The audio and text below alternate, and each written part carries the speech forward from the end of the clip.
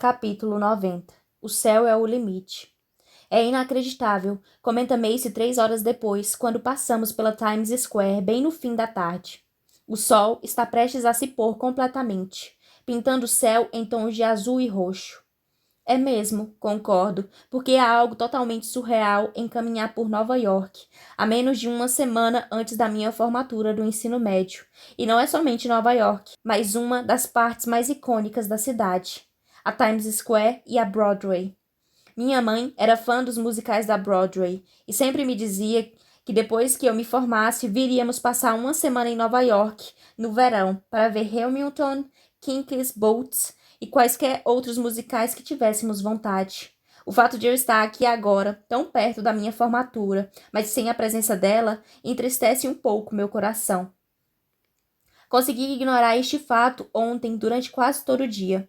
Os problemas que envolveram Hudson e Nuri me ajudaram a fazê-lo, mas está aqui, bem diante do teatro Richard Rodgers, onde Hamilton é encenado, é impossível não pensar nela, cantando as músicas do espetáculo em nossa cozinha, enquanto separava as ervas e flores por cima da mesa da cozinha para preparar seus chás. É impossível não pensar que ela não vai arrumar o meu cabelo para a formatura daqui a alguns dias. É impossível não pensar no quanto sinto a falta dela e quantas coisas eu queria perguntar sobre este novo mundo em que estou vivendo. Inclusive aquela pergunta: você sabia? E se sabia, por que não me contou? Na maior parte dos dias, aprendo um pouco mais a viver sem eles, mas de vez em quando, o sentimento se aproxima sorrateiramente, e este é um desses momentos. Quando a dor me ataca como uma pedra que cai na água, alastrando as ondas cada vez mais, até me deixar totalmente abalada. Você já assistiu? Pergunta Hudson e percebi que passei tempo demais olhando para a entrada do teatro. Não. Viro para o outro lado, correndo os olhos pelo Times Square, na tentativa de encontrar alguma coisa em que me concentrar. Ei, Hudson me chama, com a preocupação tomando lugar na leveza de momentos atrás. Você está bem? Estou, asseguro a ele, porque estou mesmo. Tenho de estar. E o que vai acontecer depois? Pergunta Macy quando olhamos pela cacofonia de neon que é Times Square. Há anúncios e painéis espalhados pelas fachadas dos prédios, cores piscantes e imagens bem amplas. Há pessoas e carros por todos os lados. O som das vozes e buzinas preenchem a rua. É um caos organizado, que na verdade não é tão organizado assim, mas funciona. Mas tudo em que consigo pensar ao fitar os milhares e milhares de pessoas que abarrotam o lugar é: como é que eles vão conseguir fazer um festival dos dragões bem aqui? Acho que vamos ter que esperar Flint voltar, diz Eden quando nos esprememos para passar por um vendedor de cachorro-quente e um motorista de táxi que está batendo boca com um passageiro. Certo, mas como isso vai acontecer? Tem muita gente aqui, pergunto. Muita mesmo, repete Macy. Tenho certeza de que os dragões têm algum truque na manga, arrisca Luca. Eles não nos trariam até aqui por nada. Eu sei, concorda Macy. Mas onde? Estamos no meio da rua e olhamos para cima, para o alto do W, do Marriott Markins e vários outros prédios que não me dei ao trabalho de identificar. Os tons de roxo e laranja do começo da noite começaram a descer pelos pedaços do céu aberto acima de nós. E não consigo afastar a sensação de que os dragões estão ali em cima, em algum lugar, esperando alguma coisa acontecer. Só não faço a menor ideia do que pode ser. Olhem ele lá. Luca aponta para a área abarrotada de gente, logo diante do restaurante Juniors, e consigo ver Flint abrindo caminho por entre a multidão com um sorriso enorme em seu rosto. Desculpem, pede ele assim que chega até nós. Atrasei um pouco porque tive que resolver alguns últimos detalhes na corte. Mas está tudo certo agora. Estão prontos? Mais prontos do que nunca, afirma Macy. Mas prontos para quê? Ele pisca o olho para Macy. Venham comigo, vou mostrar. E em seguida, ele entra pelas portas do Marriott Markins, sem a menor cerimônia. O restante do grupo se entreolha, mas decidimos segui-lo pela porta giratória do hotel. Hudson caminha ao meu lado com as mãos enfiadas nos bolsos, como já fez milhares de vezes. As minhas sobrancelhas se erguem e sussurro para ele. Já esteve nesse festival antes? Ele olha nos meus olhos e sorri. Mas é claro que sim. Os outros vão passando à nossa frente e eu encaro Hudson sorrindo. Você pode me contar então. O festival é aqui? Mais ou menos, ele responde e acho que está gostando do mistério. Você não vai me dar uma dica? Pergunto quase implorando. Não, ele sorri. Você é um chato, sabia? Brinco. Já me disseram isso, responde ele piscando o olho. E não tenho resposta para isso. Sinto o calor tomar conta das minhas bochechas com suas palavras, e estaria mentindo se alegasse que não percebi que ontem as coisas mudaram entre nós. No porão, para ser mais exata. Estávamos tentando não tocar no assunto do que há entre nós, mas sabíamos que as cartas teriam de ser postas na mesa logo. Alcançamos os outros e pegamos o elevador de vidro. Dali, subimos até o 45º andar.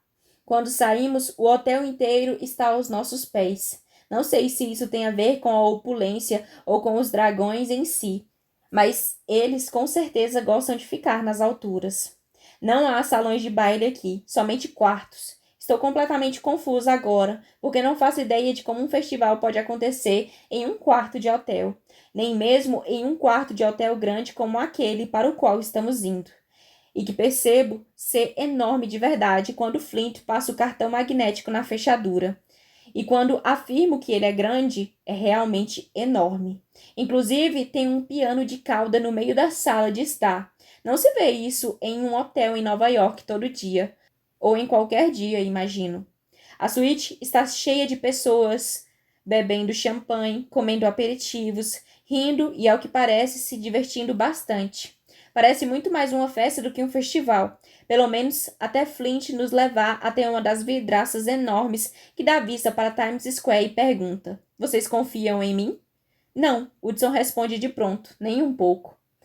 Nós todos rimos e Hudson fica olhando para nós como se não soubesse o motivo da piada, mas consigo perceber o humor em seus olhos, apesar da falta de expressão em seu rosto. Bem, então você vai odiar isso aqui. Conclui Flint quando coloca a mão no vidro e a janela se dissolve bem diante de nós. E do nada, estamos na beirada da janela, 45 andares acima da Times Square, sem qualquer barreira que nos impeça de cair e morrer. E isso é logo antes de Flint dar um passo para fora da barreira do prédio, pisando no ar.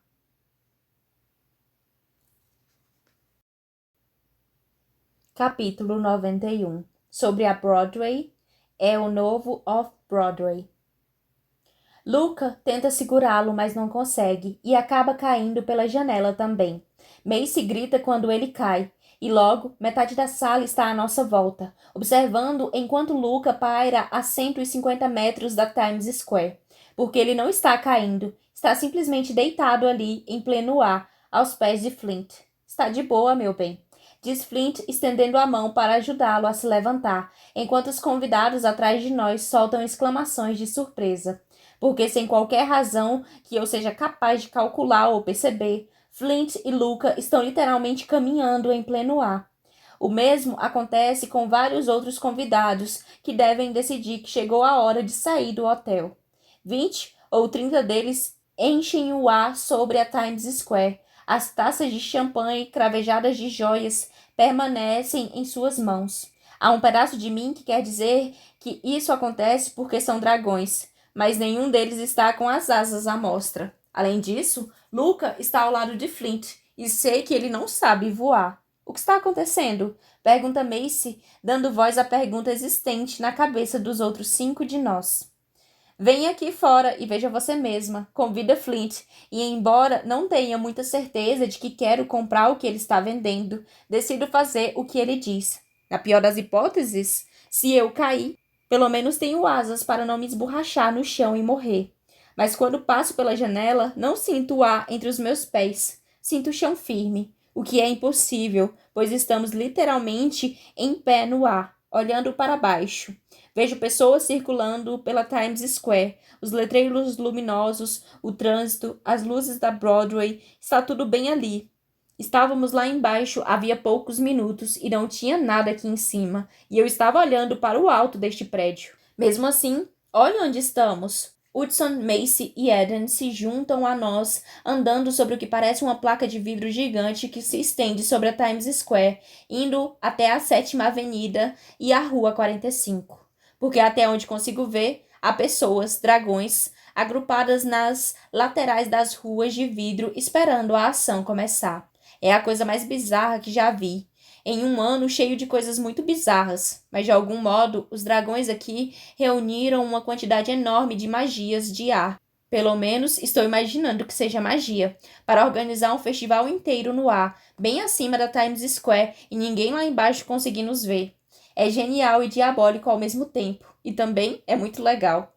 Você tem que admitir que é preciso ter culhões para fazer isso, diz Hudson cutucando Luca com o cotovelo.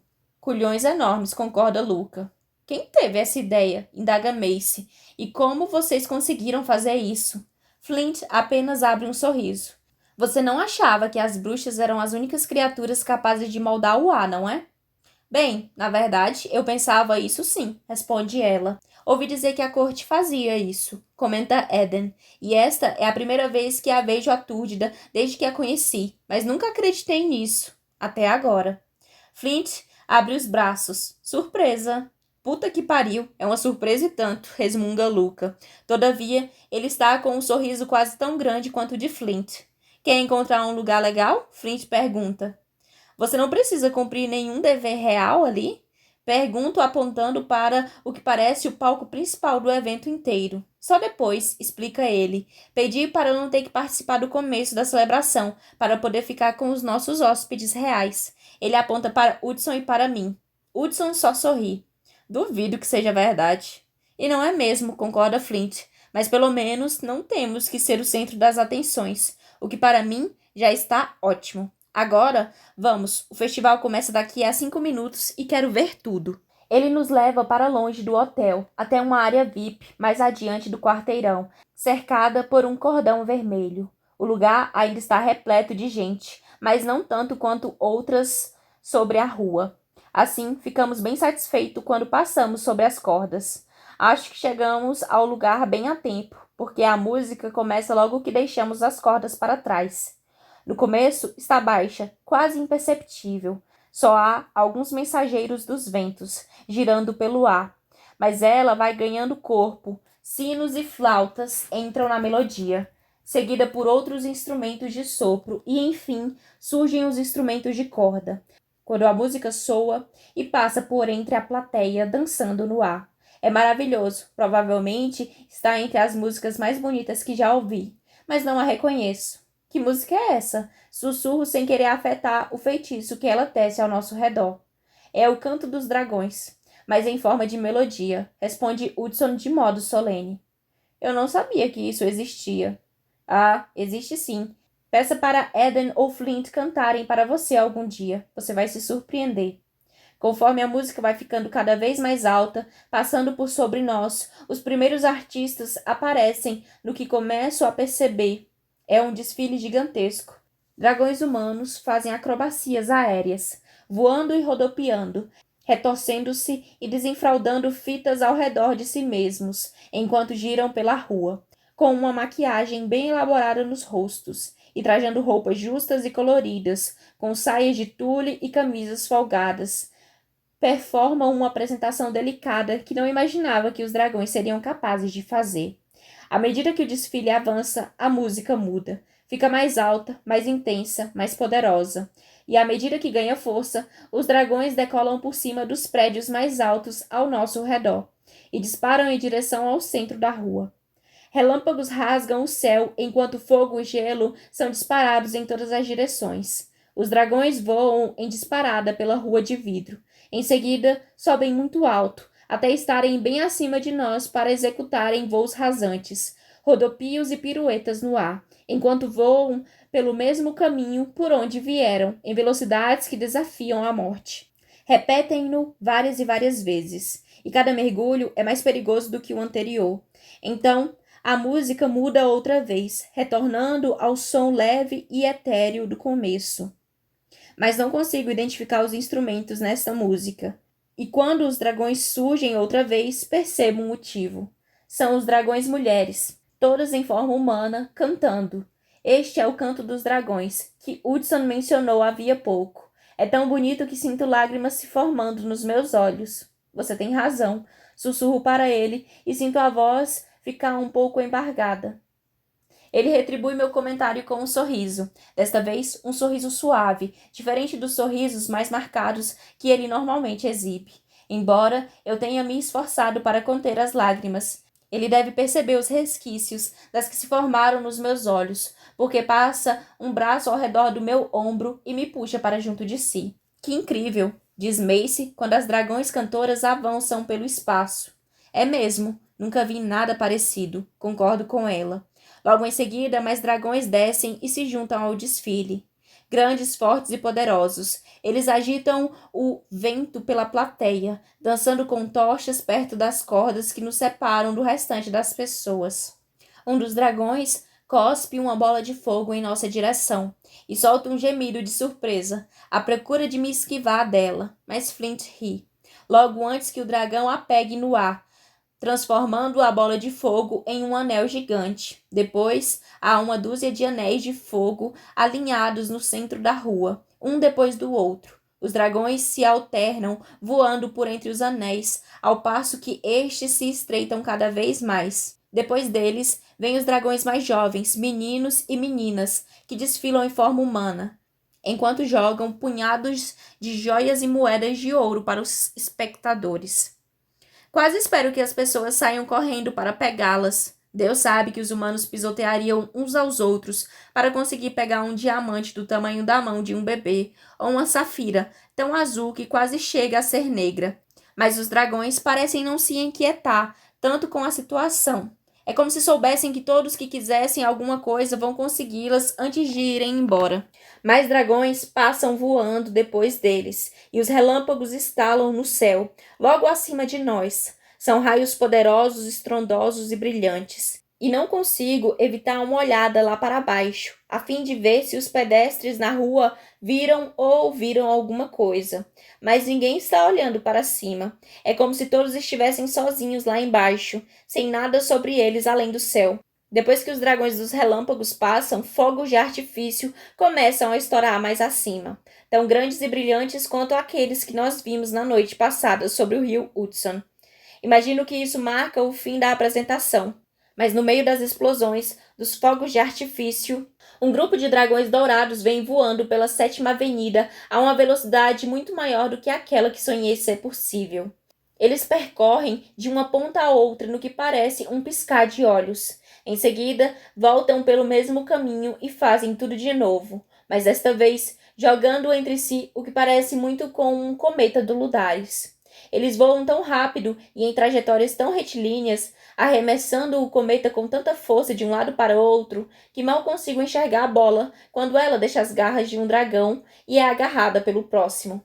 Eles voam de um lado para o outro, jogando o cometa de garra em garra, como se em meio à disputa do Ludares mais importante de suas vidas. Quem são esses? Pergunta Macy com a voz cheia de empolgação, conforme os dragões dourados dão meia volta e se aproximam para voar pela rua outra vez.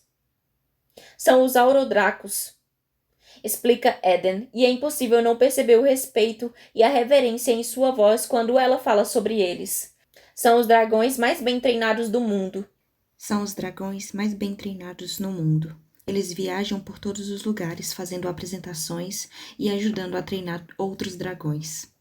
A primeira equipe de Aurodracos foi formada há mais de 1000 anos. Continua Flint, e percebo uma veneração similar em sua voz.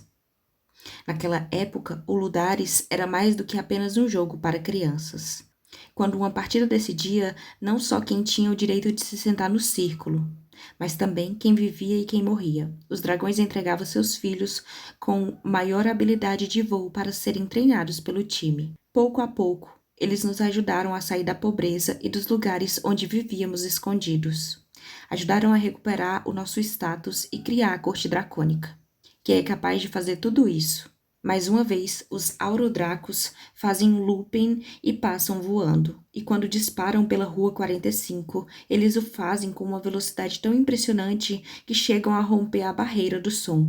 Um boom sônico gigantesco, tão ruidoso e óbvio que até mesmo os humanos lá embaixo se assustam e começam a olhar para os lados, em busca de descobrir a causa do barulho.